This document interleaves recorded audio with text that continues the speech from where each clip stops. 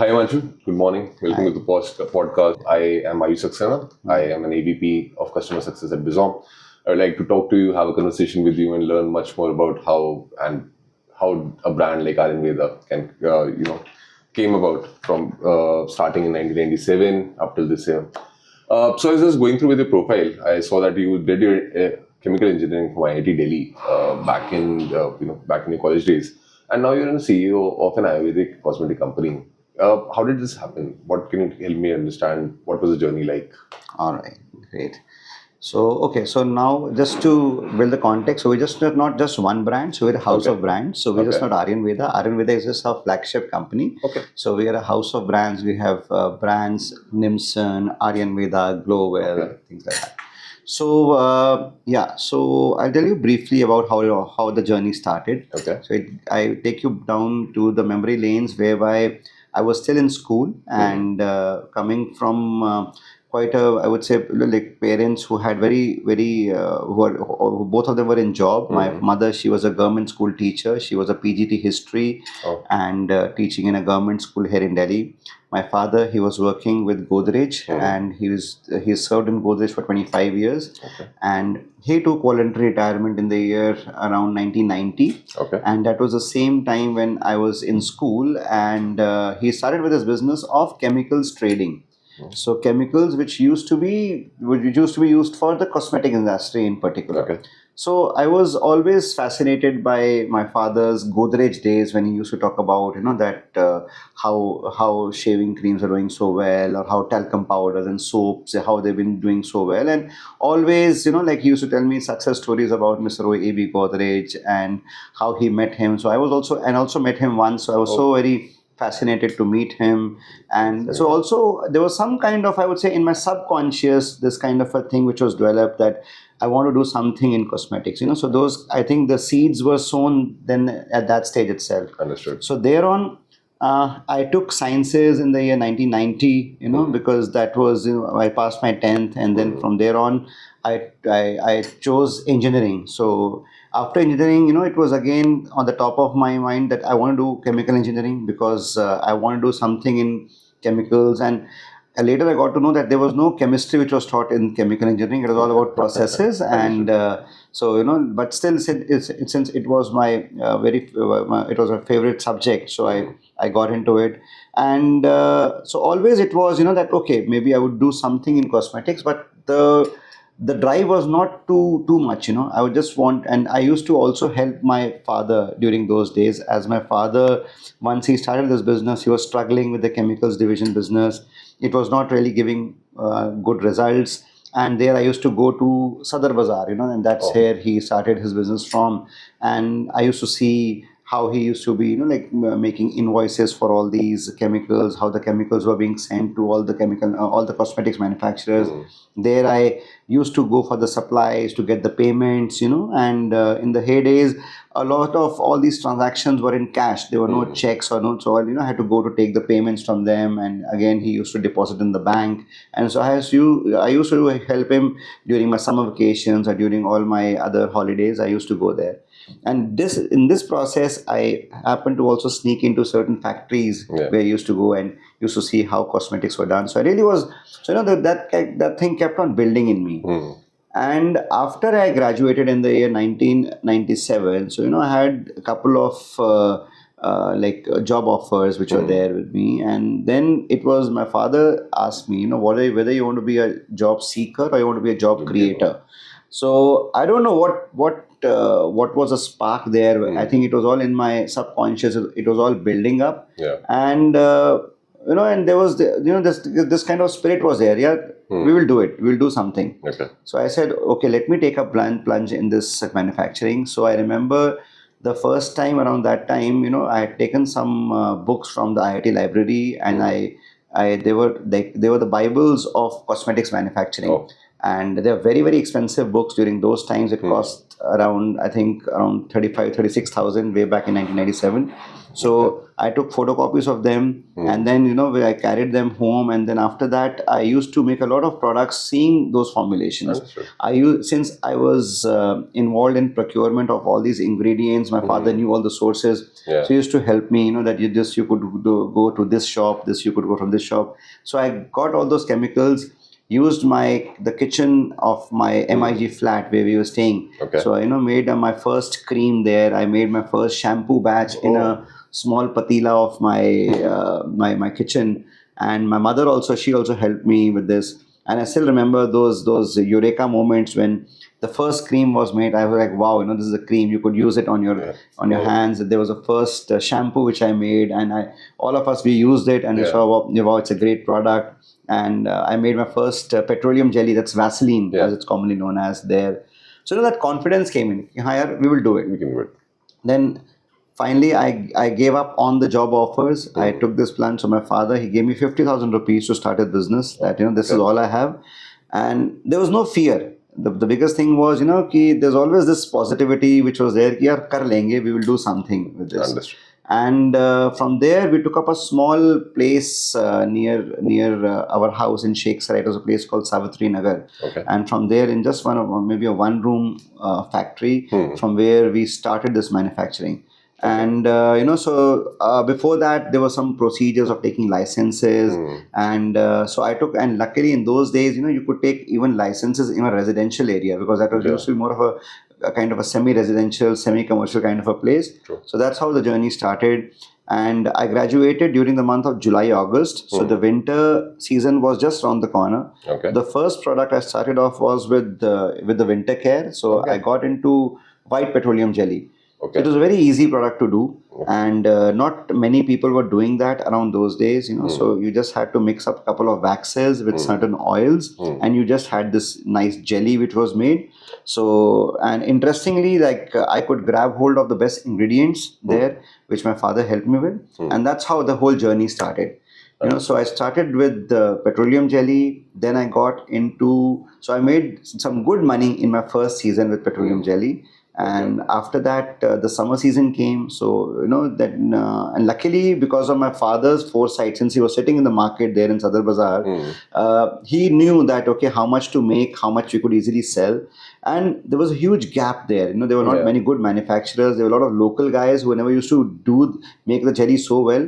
So when I made the jelly and I took it to the market, so people really appreciated that. Wow, it's a very great product, and that gave us an edge in the quality terms. And from there on, there was no looking back. The next product I got into was shampoos. Okay. And there was a gap which I saw there, that there were not many people in North India who were doing sachets at that time. So that was a big gap I found, and all the sachets products, they were either being either they were of multinational companies like Unilever and Kevin Care. You had brands like Velvet, Nile during those times, and PNG. I think PNG also had not come in the scenes around that time. I think just there. Yeah, they were just arrived. Yeah. Okay. So, but Clinic Plus and all these are the brands which are really trending. Yeah.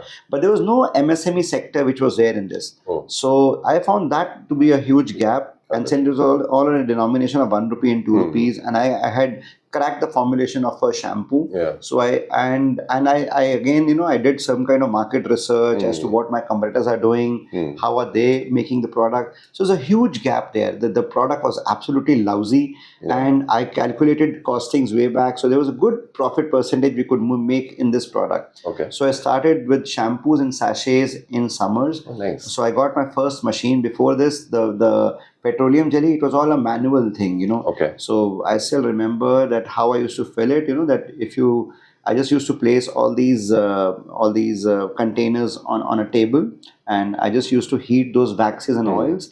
And then, there was no way I could pour them into these containers, because it was a hot melt kind of a thing, so in which you ultimately would solidify. So ultimately what happened, I got all these chai ketlis, So I put these material in the chai ketlis, and with the ketli, I put some local laborers there, and that's how I started, filling them. Yeah. And because I think that was the easiest way for doing that, because there was no other way I could really think of. So that's how my first filling operation started.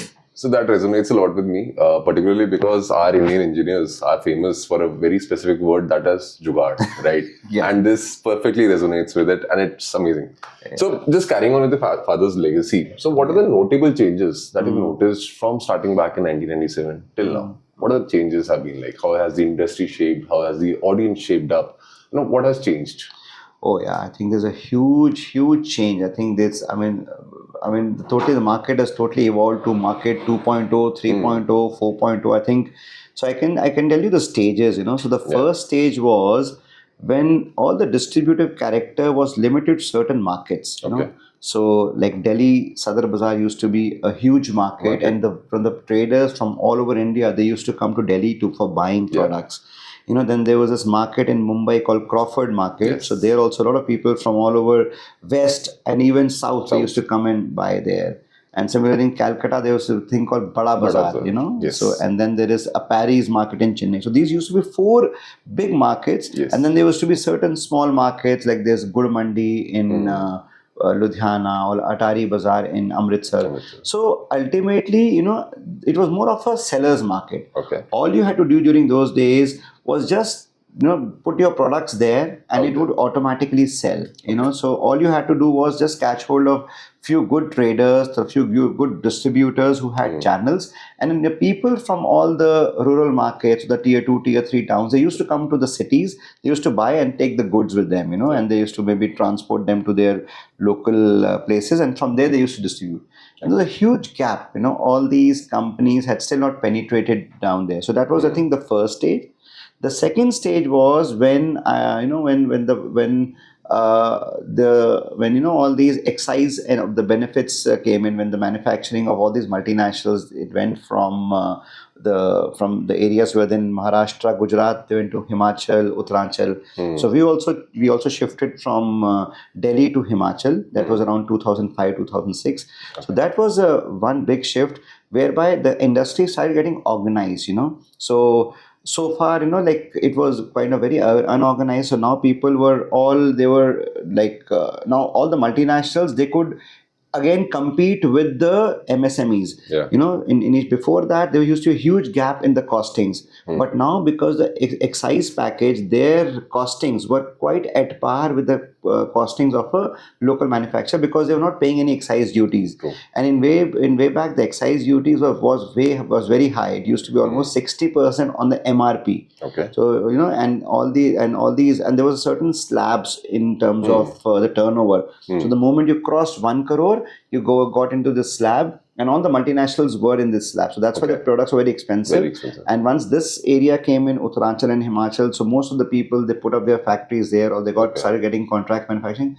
So there, I think that was a shift in which we also started working on our efficiencies. We also started, and we also were growing. So we also got in that bracket of 1 crore plus. And so there on, if we were to grow and if we were to pay such high excise duties, we would not be able to grow. So we also moved our manufacturing from Delhi to Baddi, to Himachal. And then I think another shift was there when the VAT regime came. Around I think it was 2012 or 2011, when the VAT came in, and everything was quite standardized, and so that was another thing when people, there was a lot of cash and carry business which used to happen before that. So that really got streamlined. And then after that, once the Notebandi happened in 2017 and the GST was brought in, that was where, I would say that was the whole evolution, whereby it was a level playing field for everyone. So I mean, all the SOPs which are given for the MSME, everything that went away. So you had, like even the benefits of all these excise free zones, they also were just all removed from there, and you just had a level playing field for everyone. So now you are fighting with the efficiencies and with the kind of the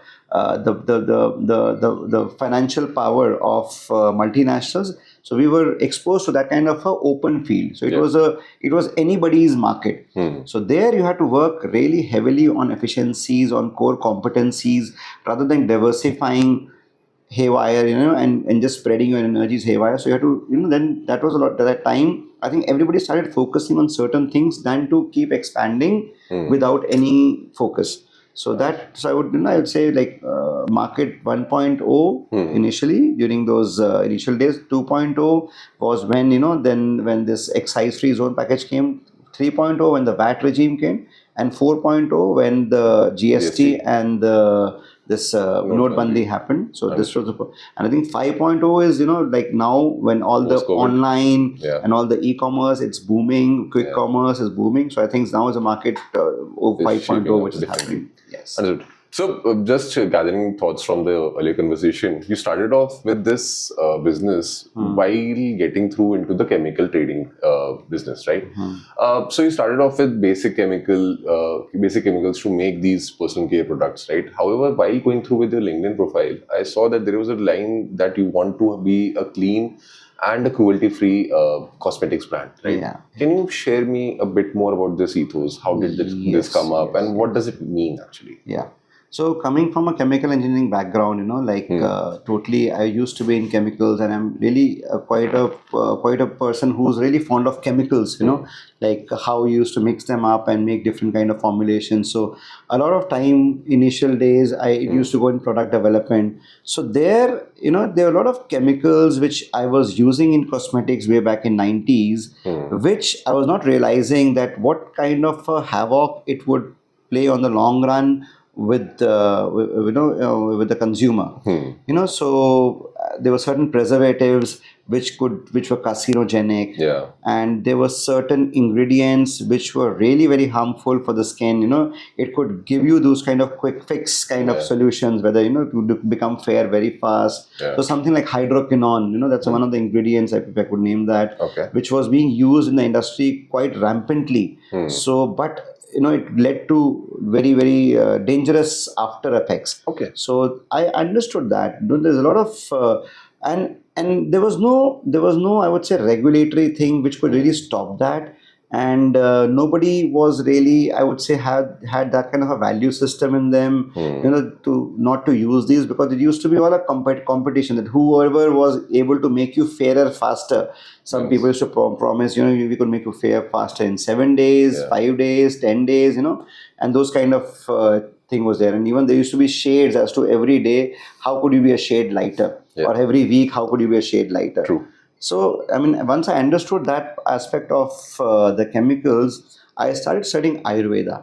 So I studied Ayurveda for 3 years after my chemical engineering. And from there, I got to know that there were certain ingredients you could totally get away with, certain molecules and chemicals which were giving those quick fix results, but ultimately they were like the kind of nasty things which would create havoc on your skin on the long run. So I let those chemicals totally eradicate from my formulations, and then I also put in a lot of herbal Ayurvedic these extracts from Ayurveda, and then I amalgamated them with the best of the cosmetic molecules and ingredients which are not harmful, and then I made this brand called Aaryanveda. So Aaryanveda was a blend of the best in cosmetics with the best in Ayurveda, and from there, once we saw the results of those products, the long-term results that it had, and because Ayurveda, it doesn't give you any kind of a quick fix solution. The concept of Ayurveda is, it removes any kind of the source of the problem. So, for example, if I say something like an anti-acne, so maybe any kind of a chemical molecule, they would maybe remove the acne, or they'll give you some kind of exfoliation which will remove the oil, but it will not really go deep and modulate your hormones. So if they were to replace it with certain Ayurvedic extracts of maybe neem or tulsi, so they go penetrate deeper into the skin layer, and thereby they kind of they control the hormones to a level whereby the secretion of the oil glands, they can be monitored, they can be controlled. So once I read and once I saw the benefits of Ayurveda on a long term, so then that was a time when I thought that yes, this is how I think how the Indian cosmetic industry should evolve, and that's the reason I came up with the best of Ayurveda, with the best in the modern cosmetic science, and came up with this brand called Aaryanveda. Understood. That helps you understand the clean aspect of it. How does cruelty-free translate into the cosmetic world? Yes. So cruelty-free, primarily, we've never been using ever on animals. So I remember initial days, any kind of a product which used to be made, it was used by me, my sister, my parents, my close friends. I used to give them samples. Just check it and see if it's working well for you. Yeah. So that was more of a how it's being done. And we never used to. We didn't even have any kind of a knowledge that for all the multinationals they actually use it on all the on animals, on rats and things like that, to see whether it's efficacious or not. Yeah. So but we're using all throughout on humans. So that was our kind of a touch point. That was used to be a kind of a, like whether it's doing well for you or not. And then accordingly we used to change it. But then after that, and it was, and that was something we were doing it all throughout.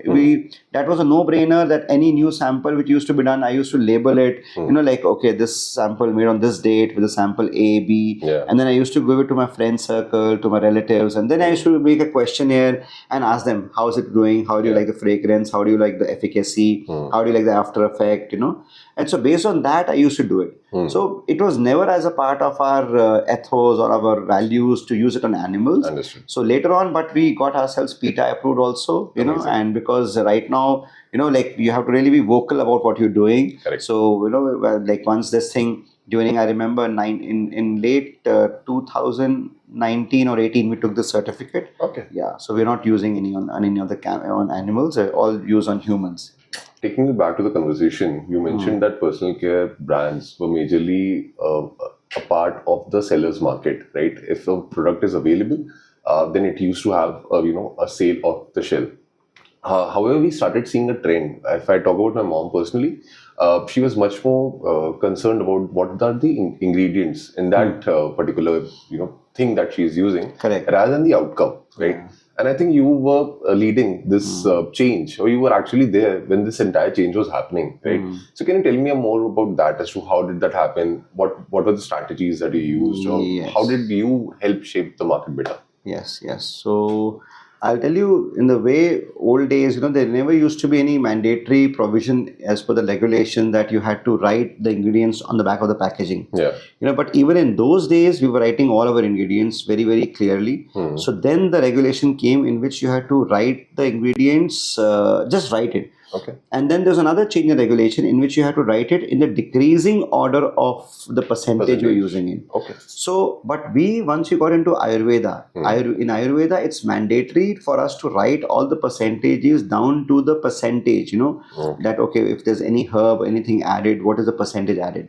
So, ever since 2005, 2006, when we came up with this brand Aaryanveda. So we've been like writing, even before the regulatory came in, we've been writing each and every percentage of our of the ingredients being used in the product.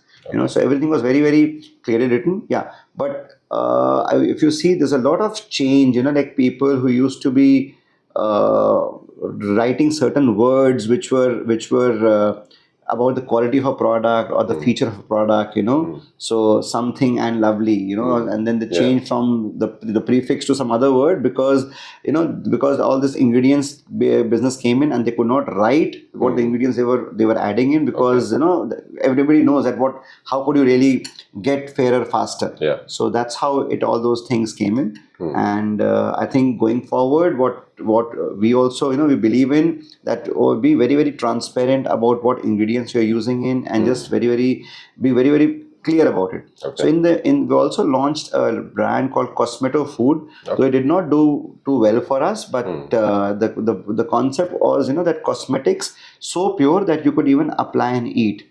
So have a couple of products here also in Cosmeto Food, so that sounds like a very different idea. Yeah, so we had products made out of yogurt, products made out of blueberries, avocados. So the traditional recipes that our grandmas and parents would have, something like that, right? Yes, amazing. Yes. So thereby, we've been very, very clear and very, very, I think, open about our ingredients details. So and we never hid that, like whatever is being added, we have been very, very transparent about it. Yeah. And it's now that all these concepts and now the consumer is getting also so aware, they started reading it. So in the old days, nobody used to care about it. Everybody used to see what brand ambassador is using it and then just get carried away by it. True. That's all. Understood. So Ayurveda and Ayurvedic cosmetics traditionally have been associated with the generation that precedes me, right? Particularly my mother, my grandmother. Are you seeing any of the Gen Z getting into Ayurveda cosmetics? What is the trend like? Is there any demand from the Gen Z market today? Yes, so I would say that there is certain amount of Gen Z population which which is actually like looking for long term solutions, and then always there are people who are looking for quick fix solutions. So that kind of a divide will also be there. But understanding the market, I think people who really been serious, who've been really patient to understand that not something which cannot give them overnight results, whether it's hair care or skin care. Yeah. I think they are the people who not necessarily Ayurveda, but they would read the ingredients well. Even if it's a cosmetic product, Yeah. they would understand that whether it's going to give them the right benefits, right kind of results they're looking for. So I'm not advocating anything for Ayurveda. Correct. Definitely it has a role to play, but I think coming from the perspective from Gen Z, so they're becoming very aware. They're very, very intelligent now. They know, okay, with this product, even if it's Ayurveda, is it a true Ayurveda or is it a fake Ayurveda? There's a lot of fake Ayurvedic products also in the market, which claim certain things, which try to say certain things, but if you test them out in the lab, you will not find any percentage of those ingredients there. We ourselves, since we have a in-house lab, so we keep on taking a lot of products from the markets and keep on looking at the ingredients and see that what exactly what they've been writing, are they putting the same things? So a lot of samples have been failing. Okay. So thereby it's not just Ayurveda, it's about the authenticity, the trust on the brand, which is very important. True. So I think with 27 years in business, so we've been able to develop that trust in our consumers, and right now they are close to, I would say, around 20 million pieces we are producing each year. So Okay. and I think that's the kind of that itself speaks about the kind of target audience we're dealing with, and how also they trust the product, and that's why they've been giving us repeat buys, repeat orders. And I think not just the end consumer, even I would say even our channels, like our distributors, our super stockists, our wholesale retailers, because they're also part of the entire chain. We also that trust and that confidence is also has a lot of value, because they are the people who ultimately are selling the product further in the market to the end consumer based upon the trust that they have on the company, on the individual. So it's all about the perception of the brand, the perception of the entrepreneur, which is important in their mindsets, which makes them buy the product. So do you do anything particular to target the Gen Z audience now? Is there any strategy involved at that level? Yes. Okay. So thereby, like we always, like we have this brand called Aaryanveda. So there we've been doing a lot of activities on Instagram, on various kinds of social media. So to actually telling about the benefits of the product, and like how exactly it's good for them. Because that's where most of the Gen Z, they go for all these kind of information. And I think a lot of it, we are all of our content also. It's more of needs and desire based. So we understand, talking to all these Gen Z, that what are their frustrations, what are their fears, what is it that they really, if they're using any product, so what are they fearful about? Sometimes they don't trust the brand. Sometimes they feel that maybe if you use maybe a hi-fi influencer, does not mean that influencer, whatever she's saying, it would be the product would be as authentic as they're sounding. Correct. Because they are intelligent enough to understand that anybody who's speaking is being paid and saying something. Correct. So they would rather go on the brand ethos. They would go to maybe the website of the brand, the founder, that what is it that he or she stands for, and how have they built it up, and what are their core competencies. So I find that it's not just I would say just the social media. I think it's just to get that kind of a knowledge and give them information what they're looking for. That's upon the trust of the brand. So we've seen certain brands who are doing very, very well in the recent years. I think just because they've been able to connect with the ethos that they are with no nasties, they're all organic, or they're all with the right blend. So recently we came up with a range called Glow Well. Okay. So in Glow Well, we found that the Gen Z, they're looking for some good solutions for their skin, but at the same time they want that those products to be with some kind of natural ingredients. So we have something like for example, for anti-acne, we have something with with light salicylic acid, which is very good for skin, blended with something like neem extract or tulsi extract, which could do very well for them. Or I would say for something like for skin firming or for skin tightening, something with jojoba oil and something with hyaluronic acid to produce some kind of a blend. So I mean, they want a product which really is very, very pure, and it's very, very, I would say, very consumer friendly, and that's how, and also there would be certain elements in the product, whether it's the ingredients, whether it's the features, whether it's, so they just want that it should be satisfying their basic needs and desires there. Understood. So coming to Ayurveda again. So if I want to draw a parallel, I'll draw a parallel for Ayurveda with yoga. They have both been our ancient, sciences that we have had from generations, and it has been passed down. However, now we see that yoga has gone global. However, Ayurveda, I still see it, subjected to the subcontinent itself. Right? Do you see it going global, and how do you think it would be in the coming years? Yes, so there I think it has gone global to an extent. Yeah, I mean, I would agree your point of view, because the way how yoga has really expanded, that kind of expansion has not been to the same level for Ayurveda. But I think the people who have really adapted yoga, they've got real benefits there, because there is no yoga. It talks about that how you could keep yourself fit with just basic exercises, just basic process of breathing. Correct. And but Ayurveda, it's all about products. So thereby, I think when it comes to products, so there are certain fears which people have, that in especially when I talk about any of the buyers who've been buying from me, and there are certain visitors who've been visiting us in all these international exhibitions. There's a certain amount of like I would say a distrust which is there, that they're not very sure about the authenticity of Ayurveda. Because at times there have been certain instances, whereby all these products, they have been found with certain high percentages of heavy metals, and certain carcinogenic agents. So I think to really make it international, to really let it grow how certain other things have grown as yoga, I think we need to be really authentic about our products.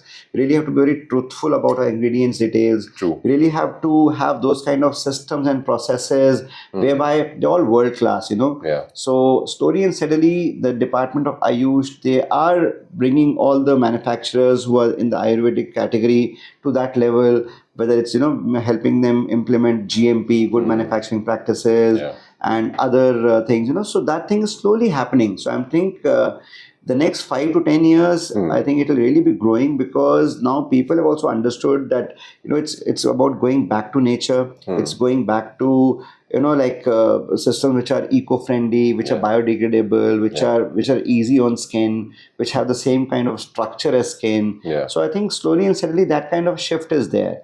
So I say going forward, so the future of Ayurveda is very bright, and any kind of product line which has to be developed, so I think it has to be developed with a global optima and not just local optima. So that's also one mistake most of the people do, that you're just talking about the Indian consumer. But if you look at the mindset or the demands, what the foreign consumer is expecting for Ayurveda, and we're able to make a product as per that requirement, I think the sky is the limit to grow. So this is a very competitive market. I believe there are very big players into this industry and certain small players as well, right? What I want to understand is what challenges a brand like Ayurveda would face. Let's say competing against a giant like Patanjali, right? What are the challenges? What are the basic challenges that you actually get? Okay, so you mean to say that what are the challenges for a brand like Ayurveda? Brand like Aaryanveda against a brand like Patanjali, for example, right? Who has huge operations, has a huge distributor reach, right? What are the challenges that you face in terms of how the end consumer would look at both the brands, and what are the key takeaways that you think are important while competing against a giant like Patanjali? Okay. So, see, everybody has their different strategies, So, how Patanjali, I think it's been a one-man show who's been really pulling the brand all throughout. But for us, I think we are more of a people or people driven product line, Yeah. whereby, like whatever we have been creating, it's all through, I would think, a process of design thinking. And as we have our team who is very well connected with the consumer at the last level, Okay. so they give us feedbacks based on various kind of empathy interviews they do, various kind of feedbacks they Oh, amazing. have from the end consumer, whether it's a retailer or a consumer. So, so we are able to get those kind of data points very, very effectively from the last mile operation, and we are able to adapt that much faster. Makes sense. So, I'm sure there are these multinationals and Yeah. these companies who've been there for so many years, and they have a very good network, and kudos for what they've built.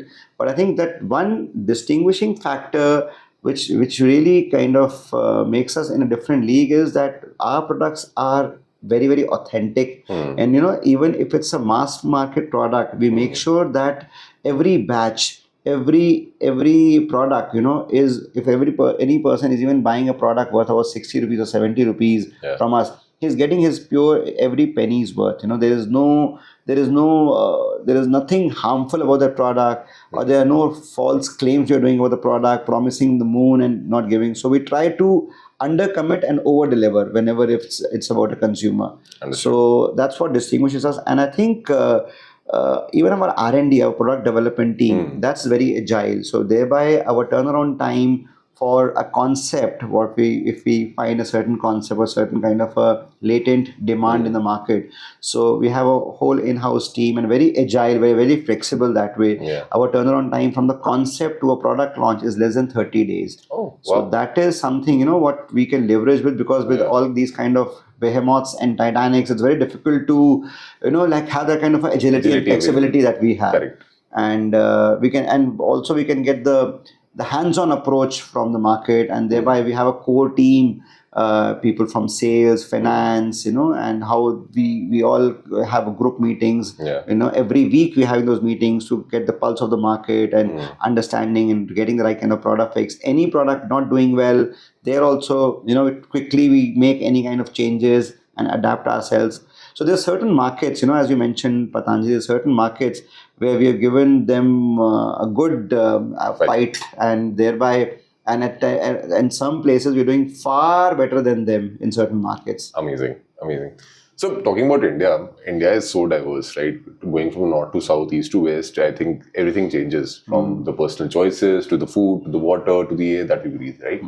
How do you cater, or how do you target these different segments, right, throughout, to make sure that your brand communicates the same language or the message that you want to communicate, right? So what has your experience been like dealing with the entirety of India at once? Yeah, that's a very good question. So that's a challenge that we also have, so, and we are constantly working on it. So at times you have all these consumer preferences, which is very, very localized. For example, I would tell you that something like a shampoo, a 1 liter shampoo would sell very high in a state like Punjab, Haryana, J&K, then it would sell in UP and Bihar. So I think it's got to do with not just the consumer preference, but even the per capita income, or maybe because the consumption there, because of long hair, the women and the men are also being Sikhs. So that's the reason why this product is selling more in a bigger SKU. So that could also be, and more than that, I think there are certain expectations in a market which we have to keep on. You have to keep on, I would say, keep on adapting to that kind of a change. Correct. So recently we tried launching certain products for a particular region, and that product really clicked so well, and we never thought that we launched glycerine, and the concept of glycerine is it's quite famous in Northeast and in Bengal, and because I think maybe the skin getting too dry and people not using any kind of a oily thing like a moisturizer or a Vaseline, so people resort to glycerine during winter season. When we launched this product, we found a huge traction of this product even in North. Wherever this product was never focused on the North market, but I think consumer was looking forward for such kind of a non-sticky or non-chip kind of a product for winter care, and that really clicked in the North market also. And other way around, we also found that we also got some insights, and in certain markets there's certain branding which done with the local, in the local language, it does very well. So some Yeah. packaging, if I would maybe write it in Bengali, it will connect very well with the Bengali consumer. Correct. So thereby that way also very flexible. So it's the same kind of a product, we could make a different packaging for Punjab with a different Punjabi Gurumukhi script and different one for Bengal.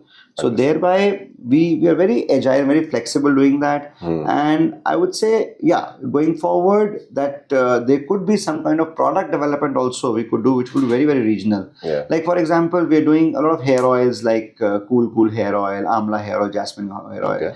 We've never been able to penetrate South market with these products. South is still strongly coconut oil dominated. Yes. And they're not much, even whether it's for cooking or whether it's for hair care, they trust more for a coconut. Correct. So that is something, that we don't want to really go against the tide and keep pushing it. So thereby, we only push products. So there we add more value to the product. So we recently come up with a hair oil which is for anti-graying, which is for anti-hair loss, and that's, I think, a common problem faced with people all across India, whether it's air quality or whether it's a water quality. So there are certain problem statements which are there perennially and throughout India. Understood. So we try to make a product based on those kind of feedbacks that we get, but at times we were quite we made a product for a particular segment, but to our surprise, it got viral all through India.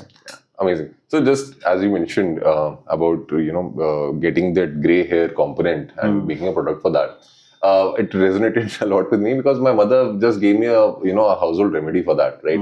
And Ayurvedic and these Ayurvedic treatments, they have been passed down through generations throughout our families for different remedies, right? So do you actively involve these into your products? Do you have certain recipes that have been passed down through the generations and then you have incorporated that? Definitely. Okay. I think we have products like Upton face washes, Upton scrubs, and Upton is all about besan and haldi and milk added in, how you've done.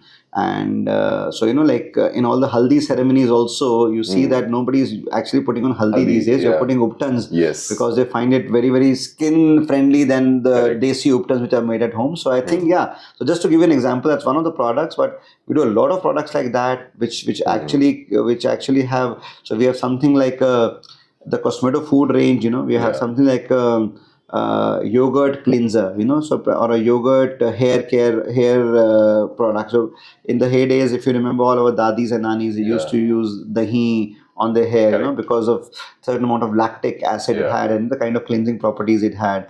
So we do incorporate. So whether it could be, using the active component of milk casein or the milk lactic acid, we're using that in some of our skincare or hair care products. So definitely a lot of things we are using, from the Dadi Nama ke nuskhe kind of stuff to our new age cosmetics. So my mother would never really, whenever I used to go out and reach out for a personal care product, be it a sunscreen, be it anything, she would generally say that we have a better remedy at home, right? So she always trusted. The reason that she went for that option was because she trusted the kind of products that are going in, right? Not just the outcome, but what is going in, right?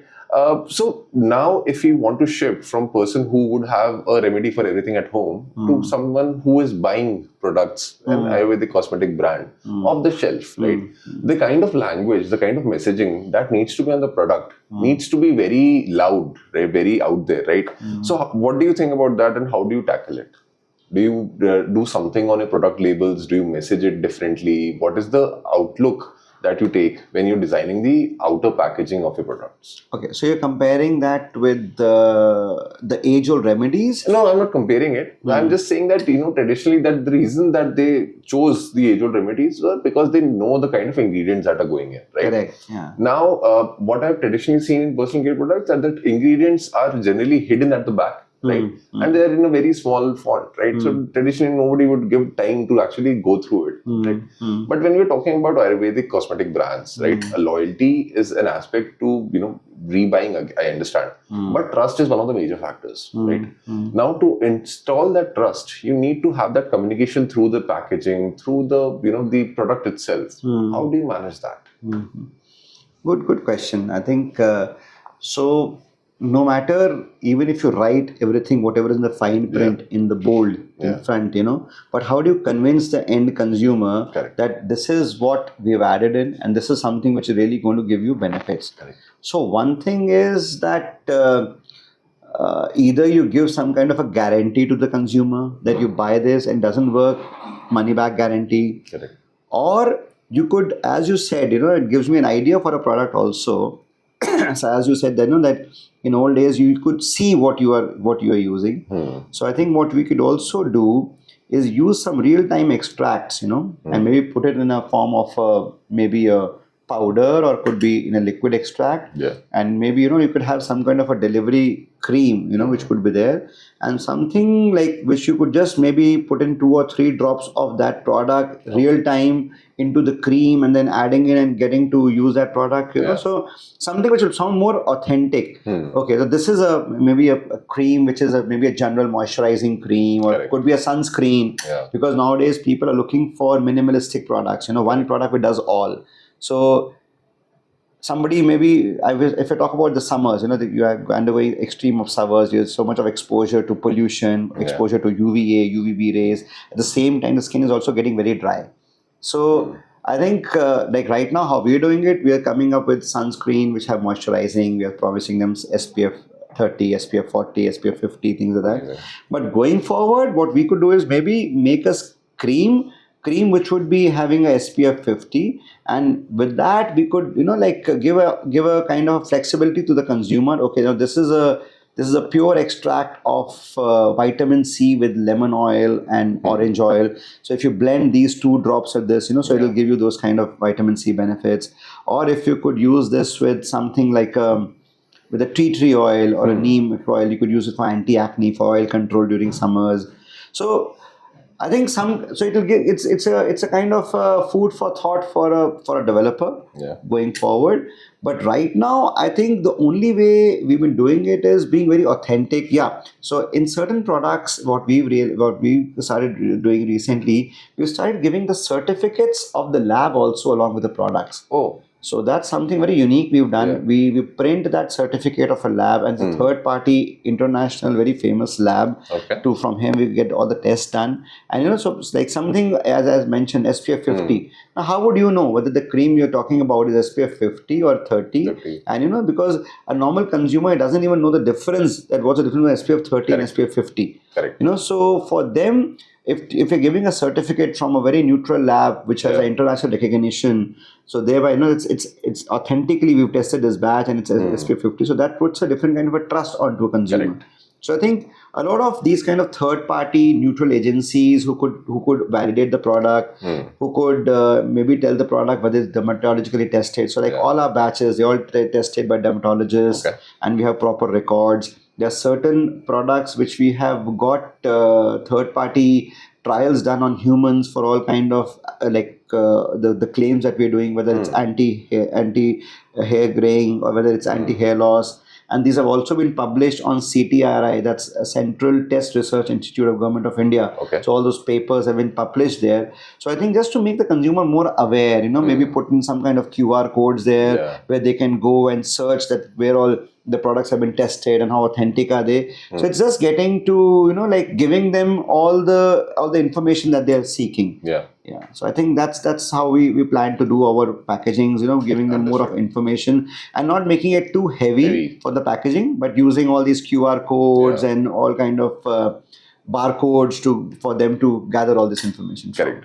So we got a chance to talk about our parents, father and mother particularly. I would also like to touch upon another very important relationship of yours. So I know that you and your wife are working together creating this brand, right? How has that been? How convenient? How easy has it been? Just if you can shed some light on it. So I remember, when how we in our family, it's always about going through an arranged marriage process. So very, very clear. I told my mom and dad, I need a working person. I don't want to marry any businessman's wife, because the kind of mindsets they have.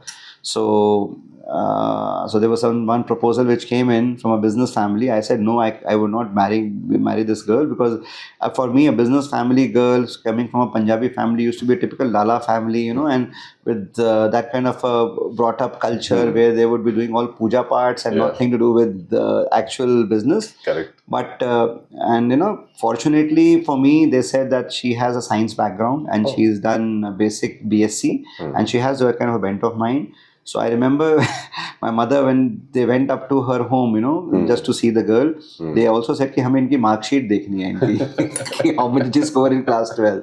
So that was very funny, but but that finally we got married, and I was very clear before marriage that ultimately you have to come in business, and finally she did join my business. I got married in 2000, and after like my son was born in 2001, and the second son was born in 2004. Okay. And then after in 2006-7 she joined business, once the kids were a little old and they could be taken care by my mother and my father at home. So she's still a very active member in the entire in this entire I think the business that we built. And so initially we were looking after all these brands together. Okay. So like any husband and wife having a points of differences, there used to be a lot of points of differences about various points. So then came Stanford, and in Stanford they went through, we did this course called Stanford Seed. Okay. And they went through the entire business model that we had. So there was a proposal from their side, that I think you should handle this differently. You should be having 2 or 3 verticals with the different KRA and KPIs for each of them, like what you bring to the table, what you bring as up to the entire company. So now she handles Aaryanveda, and I handle Nimson. So, but we do collaborate with each other. There are certain strengths which she has. So she's very good with HR. She's very good with people. So that department she takes care in entirety. So I'm very good with product development, R&D. So that I take care of in entirety. But as far as sales is concerned, as far as like what we bring to the table in terms of profitability, the growth every month on month, or those KRA KPIs are very well, I think, defined by both of us. Yeah. Amazing. And going forward, the next generation, my elder son, he's in the US. He's just graduated and he's working there. Okay. So he also plans to join the business in another year or two. And younger son, he's also joined business. So I think going forward, we're also giving them different verticals for them to grow. Correct. And because at what we feel that the children, they also the next generation, they also don't want to start from where the parents are starting. They want to create something on their own. Correct. They have their own zones they want to create. So we're giving them different verticals, which would be collaborative in nature, but we're giving them independent space for them to grow. Definitely with some amount of training and some amount of initial guidance done. Amazing. So before I came here for the podcast, I was actually going through the entire LinkedIn page of Ayurveda, and there was a statement that there is an aspiration of being a 5,000 crore company by 2025. Right? Yeah. Now, how do you plan to stick around with your core ethos, the core values that you have, and manage that target that you have set for yourself? Yeah. So I would say that in terms of core ethos, we have a very transparent system of accountability, of working as a team, of shared responsibilities amongst each other, and how we have to have growth mindset, how we have to be very authentic with what we say, and how we have to be very collaborative in how we need to grow. So thereby, I think all these values, and above all, I think there's one mission that we all as a company have, that mission to inspire and empower women. So that they could feel good about themselves by making them look beautiful, and to ultimately to empower Indian women, and to empower India on a global scale. I think that's a bigger mission that we have. So that's one purpose which is really driving us to that kind of a level. And I think there has to be one. So after a certain point of time, money is not the driver. The numbers are not driver. There's a bigger North Star that you need to follow. And I think what we as a company, we have made this mission to inspire and empower women. So right now, about 70% of our workforce is women. In our factory, in our sales, in our admin. So that and it's always our endeavor to involve more and women in our organization. And also, if I talk about the consumer ultimately, like if I talk about our target audience is all mostly women. Yeah. So thereby also we are understanding their needs, their desires, how are, like what exactly a cosmetic product does to them, how it's instilling that kind of confidence, and they're unleashing that kind of power and the confidence that they're getting out of it to be a more confident version of themselves. So that's a bigger picture that we see, and that's what we really believe in, and that's what, I think that's what the whole organization, so we are moving together with that one big goal we've set for ourselves. Amazing. So that brings me to the end of my questions. However, there are certain myths that have been associated with Ayurveda and Ayurvedic, personal care products. I would just like you to either confirm or clear out the air on those myths, right? So I'll just start off one by one. Yeah. So the first one would be Ayurvedic cosmetics are slow to show results. Is that a myth or is that true? I think I would not say they're slow to show results. I would say that that the concept of Ayurveda is that they eradicate the problem from the root.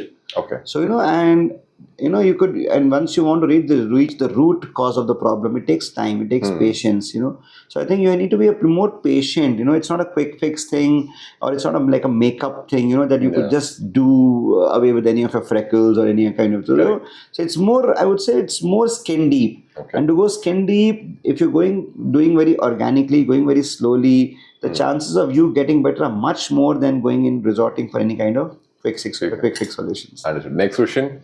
So Ayurveda does not have an equivalent for sunscreen. That is something I've been hearing for a while, right? Yeah. But help me understand. Is that true? To an extent, yes. Okay. That because there is no. I mean, if I talk about sunscreen, it's all about using certain filters. Okay. And those filters, ultimately, if you want to achieve higher values of SPF, you have to use those filters. So what you could do is, like how we're also doing it, we are using certain ingredients which are known to have sunscreen properties, or skin or barrier properties. Like aloe vera is one of them, and there are certain protective ingredients which are there, which are able to create that kind of, like for example, zinc oxide is one of them. Yeah. So zinc oxide has a reference in Ayurveda, Yashad Bhasam. So it's about bhasams, and so that also has it, but you cannot use it in our pure bhasam form. You have to to use it in a more, I would say, more of a with a nano structure form in which it's very easy to spread, and it gives a uniform kind of a coating on your skin. So I think deep down, if you were to find sources, you could find those sources. Correct. But I think at a broader level, so I think sunscreen, they do need a certain amount of chemical filters, but ultimately those chemicals are also ingredients which may have come from Ayurvedic background, but they're more filtered, they're more polished, they're more kind of evolved in terms of their molecule structures to make it more, I would say, aesthetically appealing to the modern day consumer. Understood. Next question I have is that all the Ayurveda products are expensive. Is that true, or is that a myth? No, not at all. Not at all. I think one of the main ethos that we believe in is giving affordable, authentic Ayurvedic cosmetics to a consumer. Okay. So thereby, anything is not very expensive in Ayurveda, and I think that's one reason why we feel we still are very, very connected to our consumer base, because for the masses it's very, very affordable product. So we are not, and that's where we feel happy about that we're able to make a difference in the lives of people at the product at the price points they can afford, and they are really leading a very happy life and they're really living an empowered life because of the products that we are able to deliver to them. And I think that's one of the core factors of our growth. Amazing. Next question. So are all Ayurveda products over the counter prescribed? Like, do they require doctor prescription to buy, or are they available for everyone? So for the kind of product line we deal in, so it does not require any kind of doctor's prescription. It is all kind of OTC, over the counter, or more for generic products. You could just buy them. Okay. Yeah. But how about the larger Ayurvedic spectrum, if I talk about? Are there any products which require a certain, dermatologist or a doctor's prescription? So generally, Ayurveda, it's all about Veds, So generally they're recommended by Veds, or they're not, because, allopathic is a different science. So no allopathic doctor would recommend an Ayurvedic product. Rather, they are two different schools of thought. Understood. So, Understood. So the next question comes from a friend of mine. It is a very funny question that she raised to me. So this question particularly is that anti-aging creams, can they be used before aging? would anti-aging cream be used before aging? Yeah. So, We were actually getting aged. So if I start using it them now, would I see results later? see, if I go to the level, like why do people age? So it's all about exposure to the UVA, the UVB. It's primarily it's what is also called the premature aging. Okay. And all this premature aging, this could be stopped by using certain ingredients, by using certain herbs, True. and by using certain formulations. So again, I think aging, it's not just that's an external factor. So there are already a lot more internal factors also which bring about premature aging. So I have a couple of friends, who are much younger than me, and they develop all these kind of premature wrinkles. And if I look at them, I think the kind of stress, I think the work pressure that they have, it's immense. Yeah. I think a lot of internal factors which also bring about those kind of symptoms. But I think aging is just a symptom. It's not a problem. True. So thereby we should be seeing that what is the root cause problem. I could maybe give a quick fix solution of a skin firming, tightening. Within Ayurveda also we have those. We'll maybe give you results for 10-15 days, but you also get some kind of a skin firming then and there itself. Something with rice water, which could give you instant tightening and firming. But I think going forward, it's always important to work inside than to work outside. So even if I give you the best of products, if you're not able to do it from inside, the results will not be so great. True. So I think if you could maybe self-heal yourself, and you could maybe get into a self-wellness mode of getting into the conscious level, that why is it there. So I think that can really they can really help you than just to go for any kind of quick fix solutions. Understood. If I talk about the larger spectrum, do you think that there would be different results of a similar product on different type of people? But I think it's all to do with how are you able to take it inside. I think on the outside, for example, now if I talk about any kind of a skin problem, maybe it's pigmentation. So pigmentation is all to do with melanin. So ultimately, now those melanin, the excess melanin which has been deposited on your skin, that could be because of exposure to maybe the UV rays or various kind of hormonal changes. Like post pregnancy, you see a lot of women getting those kind of blemishes and hyperpigmentation. And I think, and there could be the lesser version could be tanning, because you get tanned, just if you move out in the sun. So I think any kind of product, like for example, we use licorice extract, the mulethi normally for this kind of a problem, and to give a solution to this kind of problem. So I think there, as per me, any kind of an external system would not be having much of a difference as per the Pravriti. So, but if the moment you start taking it internally, because a lot of this Pravritis also to do with the kind of the gut absorption that you have and the kind of metabolism that you have. I think so. Thereby, there it could be having different kind of results. And since we are not working in that kind of a internal product space, so we just kept ourselves to only for topical application. So I won't be able to comment much on that. No worries. We talked about a lot about how internal factors actually affect what is happening on the outside, right? So that is, that being said, it is very important to being healthy from the inside and from the outside, right? You seem traditionally amazingly fit, right? I would like to understand the importance of fitness and what do you do for your fitness goals? Yeah, okay. So there, the common saying that halwai apni mithai khud nahi khata, but I am the kind of halwai who first has his own mithai first, and then he distributes it to people. So yeah, I think one of it I'll definitely attribute it to my genes, definitely, because I owe it to my parents. And second, so my products also, I'm using my products regularly. So this morning also I'm on my own sunscreen. I'm using my own vitamin C serum. I washed hair with my own shampoo. And everybody in my family and my friends, they all do the same. And yeah, besides that, so beside the product, I think it's very important to have a wellness inside out. And Yeah. for that, I'm an avid marathoner. Oh, I've done amazing. like the Pro Camp Slam. That's all the four big marathons of India. Yeah. And next I'm doing the international marathons. So I've done Berlin and Tokyo. Amazing. So this year I'm training for Chicago Marathon and the New York Marathon. And so that's how, that's that's kind of keeps me kind of sane. Yeah.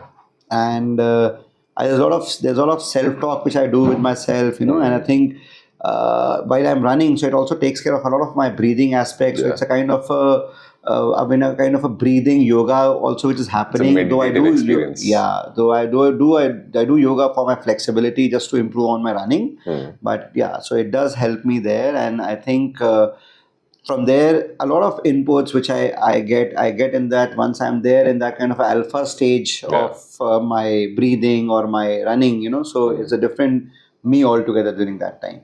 So yeah, so that does help in and like I if I don't run for maybe a few days, 3-4 days, I get very jittery also. So it's a kind of does release those kind of happy hormones and like keeps me going, and even my staff or my team can tell me, from my daily routine whether I run for the day or not, just looking at my mood and everything. So yeah, so it does have a very integral. It's an integral part of my daily regime, my daily routine, and yes, and yeah, I think going forward, if you are even like as a human being, I think not just the product, it has to be happy inside out to actually feel that kind of the vibe of the wellness.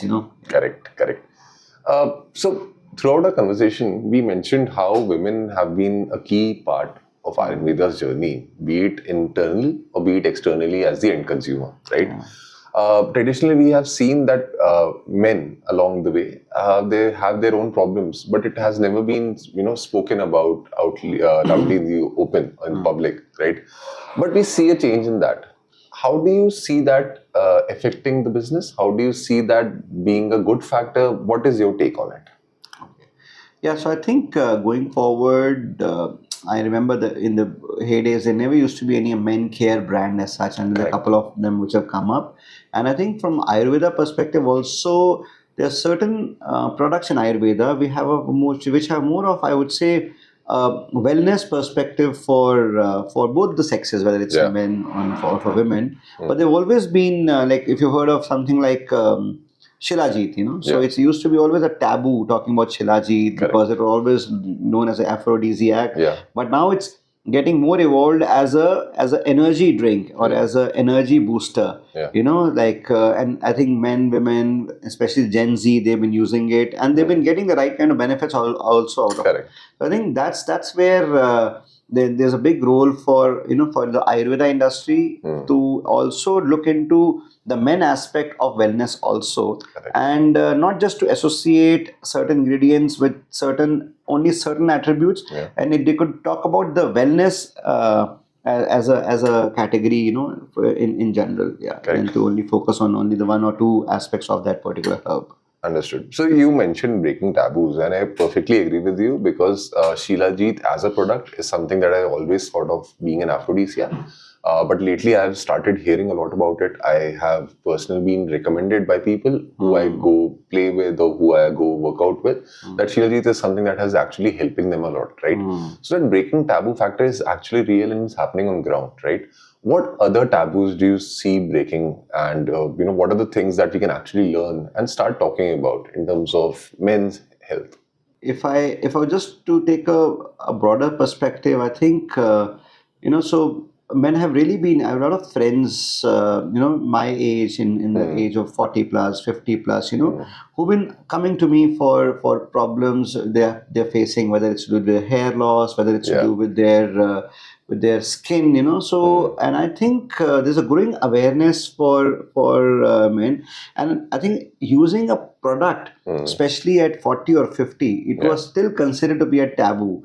I mean, like I think they were only limited to maybe using a face wash or a body wash, and nothing beyond that. But now I think all these the people who are above 40, 50, even they are now getting to that kind of awareness level where they feel that yes, I need to have this product, because whether it's their professional career or their personal life, they want to upgrade. They want to kind of I would say, be at par with their peer group, Correct. and when they see that, a similar person is really, whether it's because of the fitness regime Yeah. they've been following or any product they've been using. So there are a lot of talks among the friends also that we have, which never used to be there till about a decade back, or even I would say even 5 years back. Correct. All these products we do discuss that, what are you using, how could I.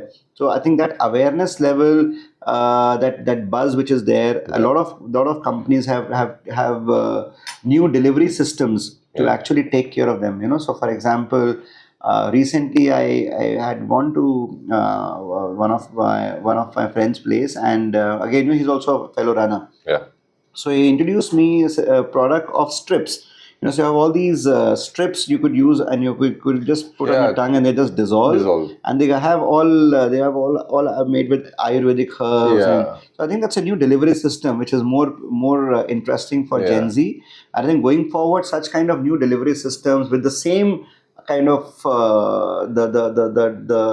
the uniqueness of the herb, if they are kind of amalgamated, they could really Yeah. come up with some kind of great products and great, I think. And as you talked about exports and all about the international market for Yes. Ayurveda, I think that's one way how you can make it even more aesthetically appealing for the international consumer also. Correct. So first of all, thank you, Manshu. Thank you for your time for doing this podcast. It was a great learning opportunity for me. I got to learn a lot about Ayurveda's, the entire journey so far, and personally your take as to how Ayurvedic infused cosmetics is going and what the future looks like. Right. Thank you for your time. Thank you everyone for tuning into the episode. We'll keep coming back with different stories of brands around the country. Keep watching.